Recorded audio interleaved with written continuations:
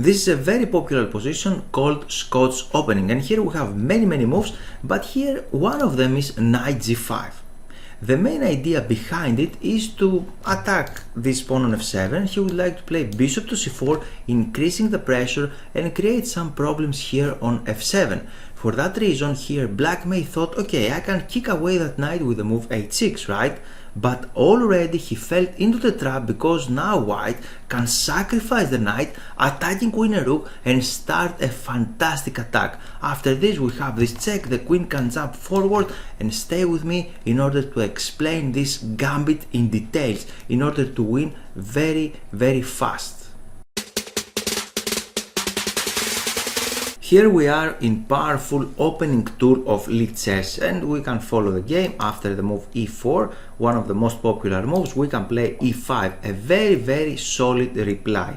And after knight to f3, attacking the pawn, knight f6, here we can play different moves like the Italian bishop c4 or bishop to b5, the Spanish opening, or here we can play d4, the Scotch opening. In this position, black has to capture the pawn actually because there is no solid way to protect his center on e5. He has to open up the center actually. Black would like to protect that pawn, but he cannot do it in an official way, in good way. So he has to capture here, and as you can see, we have many moves here for white. The most popular is knight takes on d4. This is the most popular, very nice move. Bishop c4 is Scotch Gambit, another opening. He would like to sacrifice the pawn here temporarily in order to open up the position and create some tricks.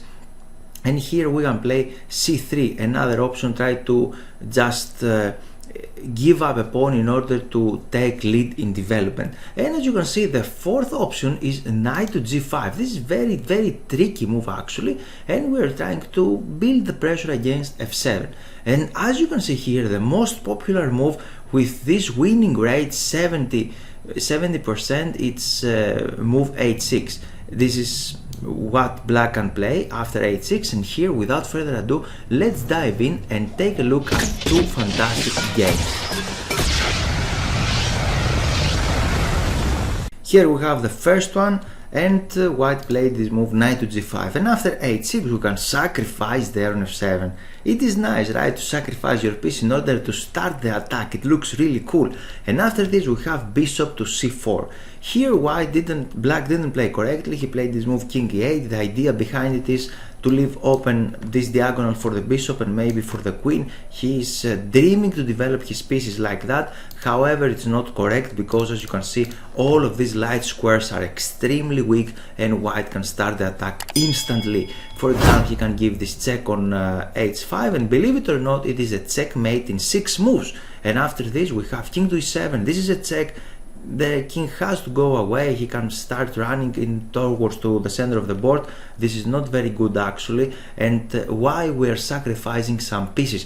We are sacrificing some pieces in order to harm black's development. As you can see, he didn't manage to develop his pieces, and his king is in a real danger. More and more pieces are joining the attack, with the bishop here attacking the king, and after that we can deliver the final checkmate with queen here, queen check, and after this we have the final checkmate, queen b5 checkmate.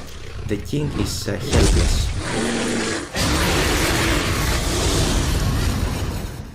Here in the second position, approximately 22 or 2300 ELO players play this position. I mean chess ELO rating, not FIDE chess rating. It's usually chess is higher comparing to FIDE the rating. And after this we can sacrifice the knight again, and after that we have this deadly check. Here black played this more correct move actually, king to e7. It looks illogical actually to go there, but he has to do that in order to avoid instantly this check with the queen on h5. And if white did this immediately, then black can play this move queen e8 and protect this square on f7. For that reason here white can play this move c3. The idea is to capture in the center in the right moment, or luring black to capture here on c3 in order to develop his pieces. During the game black played this move knight f6, and now we have short castling, inviting his opponent again to capture the pawn, either pawn on c3 or on e4. Here black didn't play correctly, and you can see the temptation to capture something is not good, because during the game black just just capture on e4. This is wrong move because he's opening up lines right now. And here we have bishop on d5. The knight on e4 is under attack, and after this we have a deadly check on e1, rook e1 check. The king is under attack and he cannot go behind, actually behind of his pieces. He has to go forward. The bishop is under attack and the king is not there. He's going to capture the bishop, so for that reason we have to save our bishop, and this bishop did his work in this diagonal, so the king cannot return in his initial position. Now we have that and we are threatening bishop to f4. The bishops here are killing, and after knight e5 we pinned here, and after knight f to g4 we can just capture a piece thanks to the pin, but here white played a better move, and this better move is bishop takes e5 check. Knight takes another check here, and after this we have another check with the queen.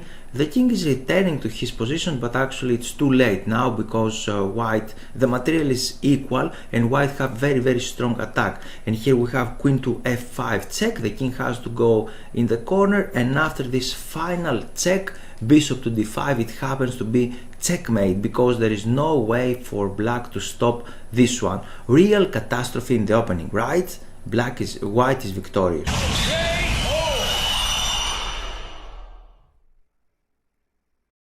How to protect your king. This is a key idea, and in the first moves of the game you should develop the pieces and protect your king. For example, after this we have knight f3 here, bishop c4, the Italian, and after that we can develop the pieces, and finally we have to castle, because if we just castling our king, you can see we have a lot of protection with our pawns. We have the rook here, no back rank mate will happen, and this knight is extremely important piece, stopping any advancement of enemy queen. And here black can do the same, so this is very normal to castle our king like that. We have three main ways. This is the first one, to protect our king in this way. The second way actually is to create the fianchetto, the Italian word. For example, this popular opening King's Indian defense, we can play this move g6, and after that bishop to g7. This is a very solid construction here. It's not easy for white to attack this instantly actually, or to do something there, because this bishop is a powerful piece and protecting all the dark squares around the king. And after this you can see these normal moves, you can see the defense that the enemy king, that the black king has. So we have the fianchetto. And if you play in online game or blitz games and some cannibal in the other side of the board try to attack you instantly like this, and after that he can just sacrifice his bishop in order to destroy your castle, don't worry, because again you have another idea in mind, and this idea is to castle manually. How to do it? You can capture with the king, of course. You have a piece up, and after a normal move you can develop the bishop, and after this, for example, you should play, or you can play rook to f8, and after every check like this you can hide your king there. So you prepare the castling manually, and you have this set up again. The king is very safe here. We have an open file for the rook, and everything is just fine.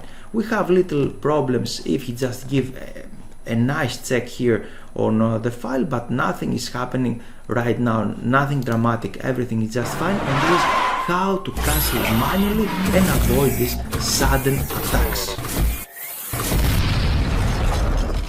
In this position, please let me share with you a fantastic chess course, everything you need to know about chess, the Fundamentals 1000 for players. Approximately 1000 elo, rookie 1000, and here you can read the description of that course, and little below you can see some amazing lessons. One of them, I should highlight one of them, it's opening 10 best moves, and in this lesson I just analyze to you how to develop your pieces successfully in the first positions in order to play correct chess, and you can play this, you can use this strategy even if you play e4 or d4 or any other wing game opening. Little below we have something else, opening mistakes, ears, very common in this position. If you don't know these actually ideas, you are hollow, you are empty inside. You should know these ideas by heart, and one of these ideas is the ears, opening mistakes, the ears. One ear, we seen already the move h6. in our previous examples. And last but not least, we have another opening mistake, a very key opening mistake. Move the piece twice or many times. Some players think that they have the Superman piece and they are trying to do everything with this single piece, with a queen or with a knight and things like that. But this is not how chess is working. You should develop all your pieces harmoniously and nicely, and after that you can attack. So this course, I think if you don't know all of these ideas, this course, the Fundamentals 1000, is just for you. I'm going to give you a link in the description below of that video.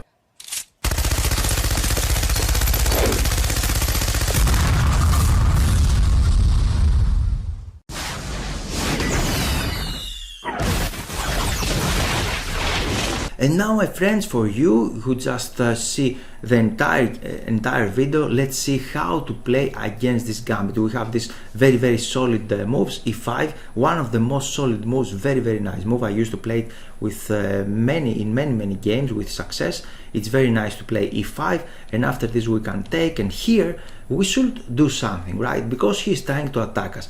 How to create the gambits or these tricks? Actually, he did a mistake already because he just moved the same piece twice. We should punish him. If you just play this here like h6 or other moves, then white did what he want. He can just start attacking. But here he should create problems. The main idea after the move e5, the first move, your first move is e5, is to play the move d5. If you manage to do this successfully, you manage to equalize the game. You should have in mind this move d5. Very nice move, very sound move here. It's okay.